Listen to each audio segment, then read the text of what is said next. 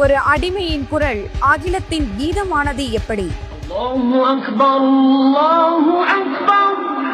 இந்த உலகிற்கு இஸ்லாம் தந்த சமூக நீதி புரட்சி. சுமார் 1400 வருஷத்துக்கு முன்னாடி மக்காவோட உச்சி வெயில் மண்டையே பிளக்குது.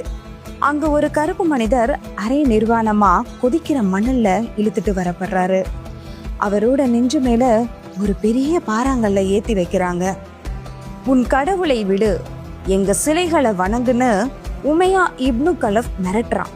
ஆனா அந்த மரண வழியிலும் அந்த மனிதரோட உதடு துடிச்சது ஒரே ஒரு வார்த்தையை தான், அகத் அகத்.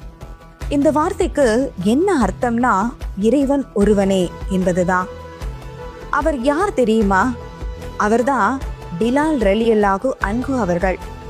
ஒரு சாதாரண அடிமையா காலனி கூட இல்லாம மக்கா தெருக்கள்ல சிறுவர்களால கேலி செய்யப்பட்டு இழுக்கப்பட்டவர்.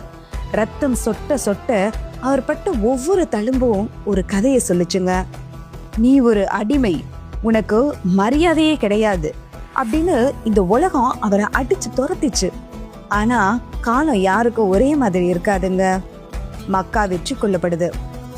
அன்னைக்கு நபிகளார் அவர்கள் எடுத்த அந்த ஒரு பெரிய முடிவு தான் உலகத்தோட மிகப்பெரிய சமூக நீதி புரட்சின்னு சொல்லலாம். பிலாலே, காபாவின் கூரை மீது ஏறுங்கள், அங்கிருந்து இறைவனை அழையுங்கள் என்றார். பாருங்க, எந்த தெருக்கள்ல அவர் ரத்தம் சிந்தினாரோ அதே நகரின் மிக உயர்ந்த இடத்துல இன்று அவர் நிற்கிறார். காபாவின் கூரை மீது ஏறி அவர் வாங்க சொன்ன அந்த நிமிடம் ஜாதி, குலம், நிறம் என்ற எல்லா சங்கிலிகளும் உடைந்து நொறுங்கின. ஒரு அடிமையோட குரல் அகிலத்தின் தலை சிறந்த குரலா மாறிய அந்த தருணம், அதுதான் இஸ்லாம் உலகிற்கு தந்த உண்மையான சமூக நீதி புரட்சி.